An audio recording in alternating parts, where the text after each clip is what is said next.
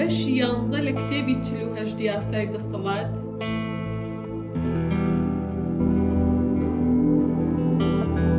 پەیڕەوی یاساکە لە ساڵی 1910دا بە ڕێستام گیزیلی خەڵکی شیکاگۆ بزنسی گەنجینەکەی خۆی بە نزیکەی $1 ملیۆن فرۆشت.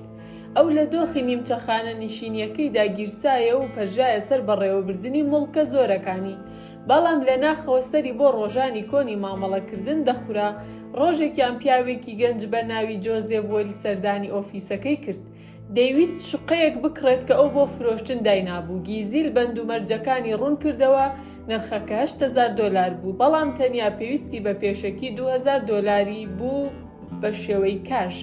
وەیل وتی ڕۆژێک دوای دەخەم، بەڵام ڕۆژی دواتر هاتەوە وتی تەواوی $8,000 دەدات.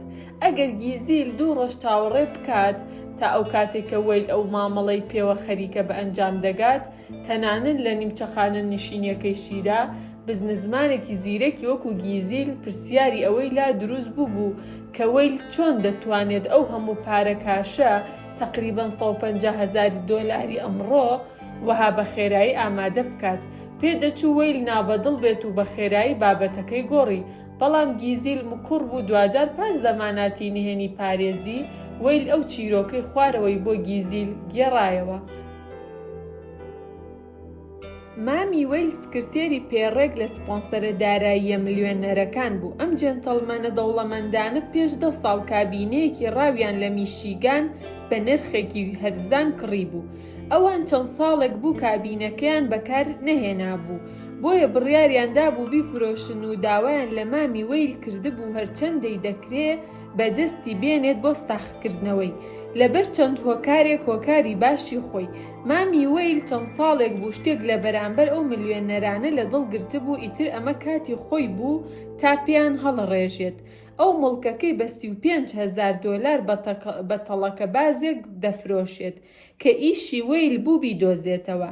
سپۆنسەرە داراییەکان لەوە دەوڵەمەندتر بوون نیگەرانی ئەم نرخە کەمە بن. پاشان کابرای تەڵەکە باز کارەکەی تەواو کرد و جارێکی تر موڵکەکەی دەفرۆشتەوە. ئەم جارە بە نرخە ڕاستەقینەکەی واتە نزیکەی $155,000 مامی وەیل و کەسی سێهەم قازانجەکەیان لە فرۆشتنی دووەمەوە لە نێوان خۆیاندا بەش دەکرد. ئەمە هەمووی یاسایی بوو لەبەر هۆکارێکی باش. سزای دادپەروەرانەی مام. گیزیل بایی پێویست گوێبیست بوو. ئەو ویستی ببێتە کابرای تەڵەکە باس. وەیل نابەدڵ بوو بۆ بەشداری پێکردنی ئەو، بەڵام گیزیل کۆڵی نەدەدا. بیرۆکەی قازانجێکی گەورە و لەگەڵ کەمێک سەرکێشی تامەزرۆی کردبوو. وەیل ڕوونی کردەوە کە دەبێ گیزیل 35,000 کاش دابنێت بۆ ئەوەی مامەڵەکە سەر بخات.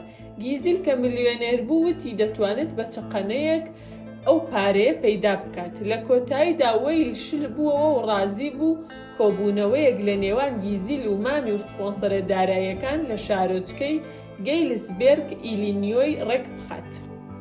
لە شەمەندەفەر بەرەو گەیلسبێرگ گیزل چاوی بە مام کەوت، کەسێکی کاریگەر کە ئەو بە تامەزرۆییەوە کەوتە قسە و باسی بزنس لەگەڵیدا. وەیلیش هاوڵێکی لەگەڵ خۆی هێنا، پیاوێکی کەمێک گورگن بە ناوی جۆرج کرۆس. وەیل بۆ گیزیلی ڕوون کردەوە کە ئەم خۆی ڕاهێنەرێکی یاری بۆکسێن بووە و گرۆس یەکێک بوو لە شەڕکەرانی بەتوانای خەڵات کە ئەم ڕاهێنانی پێ کردووە و داوای لە گرۆس کردووە لەگەڵیاندا بێت بۆ ئەوەی دڵنیا بێتەوە ئاخۆ شەڕکەرە هێشتا لە شولارە ڕێکەکەی ماوە بۆ شەڕکەرێکە چاوەڕێ کراوە ئایندەیەکی گەشی هەبێ. گرۆز ڕواڵەتێکی سەرنجڕاکێشی نەبوو، سەری سپی بوو ورگیدا نابوو. بەڵام گیزیل ئەوەندە پەرۆش بوو بۆ مامەڵەکە کە بەڕاستی بیری لە ڕواڵەتی گۆشتنی کابرا نەدەکردەوە. هەر کە گەیشتنە گەیلسبێرگ وەیل و مامی چوون سپۆنسەرەکان بێنن. گیزل لە هۆڵی هۆتێلەکەدا لەگەڵ گرۆس چاوەڕوان بوو کە بە شێوەیەکی ڕەمەکی شۆرتی بۆکسێنەکەی لەبەر کرد. لە کاتێکدا کە لەلاوە تەماشای دەکرد، گرۆس دەستی کرد بە وەشاندنی مشتەکۆڵە لە هەوادا. گیزل کە خەیاڵی ڕۆشت بوو ئەوەی فەرامۆشت کرد کە کابرای بۆکسەر پاش چەند خولەکێک لە پەراوە چەند بە خراپی مشتەکۆڵە دەوەشێنێت. هەرچەندە ستایلەکەی تا ڕادەیەکی باش ڕاستەقینە دیار بوو، سەعاتێک دواتر وەیل و مامی لەگەڵ سپۆنسەرەکان دەرکەوتنەوە کە گروپێکی کاریگەری بەسامی پیاوان بوو. هەموویان قاتی کەشخەیان لەبەر بوو کۆبوونەوەکە بە باشی بەڕێوەچوو. سپۆنسەرە داراییەکان ڕازی بوون لەسەر فرۆشتنی کابینەکە بە گیزیل کە هەنووکە $35,000 لە بانکی لۆکاڵ دانابوو. ئێستا کە ئەم بزنسە لاوەکیەیەک لا ببوو، سپۆنسەرە داراییەکان لەسەر کورسیەکانی خۆیان دانیشتنەوە و دەستیان کرد بە نوکتەکردن لەبارەی دارایی ئاستبەرز، ناوهێنانی JP مۆرگان وەک بڵێ کابرا دەناسن. دوجار یەکێکیان تێبینی کابرای بۆکسەری کرد کە لە گۆشەی ژوورەکەدا وەی لە ڕوونی کردەوە کە خەریکی چییە. کابرای سپۆنسەر وتی ئەمیش بۆکسەرێک لە گروپەکەیدا هەیە کە ناویشی هێنا وەیل بە دەنگی بەرز پێکەنی وتی کە پیاوەکەی ئەم دەتوانێت بە ئاسانی پیاوەکەی ئەو ببەزێنێت. وتوێش گەرم بوو بە مشتومڕ. لە گەرمەی قسەکاندا وەیل تەحەدای پیاوەکانی کرد بۆ گرەوکردن. سپۆنسەرەکان بە تامەزرۆییەوە ڕازی بوون و ڕۆیشتن بۆ ئەوەی پیاوەکەی خۆیان بۆ شەڕ لە ڕۆژی دواتردا ئامادە بکەن. هەر کە ئەوان ڕۆیشتن مام ڕێک لە بەردەم گیزل هاواری بەسەر وەیلدا کرد. ئەوان بایی پێویست پارەیان پێ نییە گرێوی پێ بکەن و هەرکە سپۆنسەرەکان بەمە بزانن مام دەردەکرێت.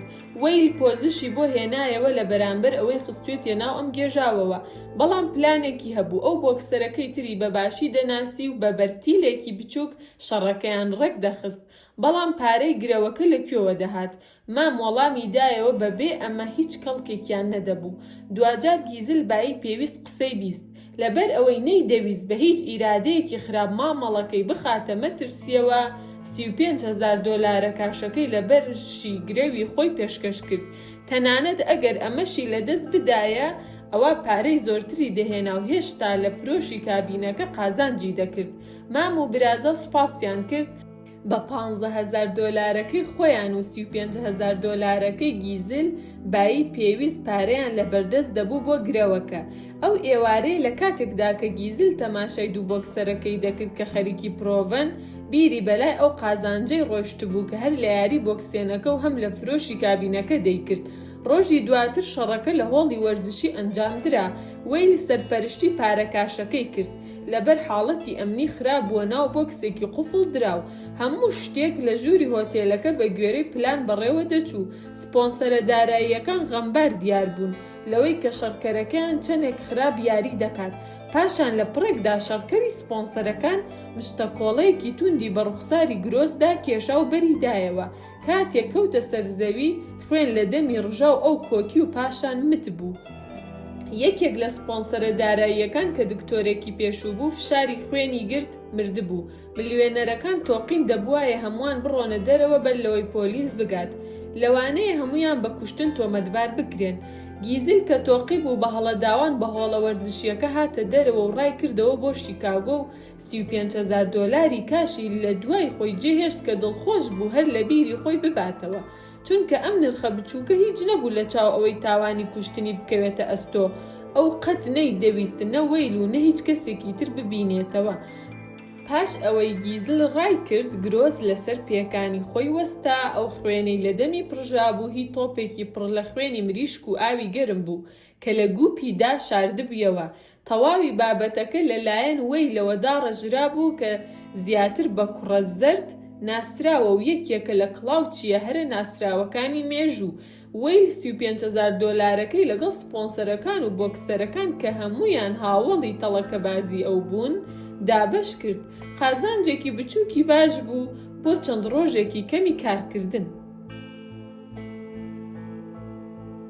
لێکدانەوە کوڕە زەرد گریزلی وەکو ساویلکەیەکی نمونەی دانابوو بۆ ماوەیەکی زۆر پێش ئەوەی داوەکەی بۆ بنێتەوە. ئەو دەیزانی گەمەی بۆکسێن تەڵەیەکی باش دەبێت بۆ ئەوەی گریزل بە خێرایی بە شێوەیەکی حتمی لە پارەکەی جیا بکاتەوە، بەڵام بە هەمان شێوە و دەیزانی ئەگەر بە هەوڵدان و بۆ جوڵاندنی ئارەزووی گریزل بۆ یاری بۆکسێن دەست پێ بکات ئەوە بە شێوەیەکی نەکبەتانە شکست دێنێت.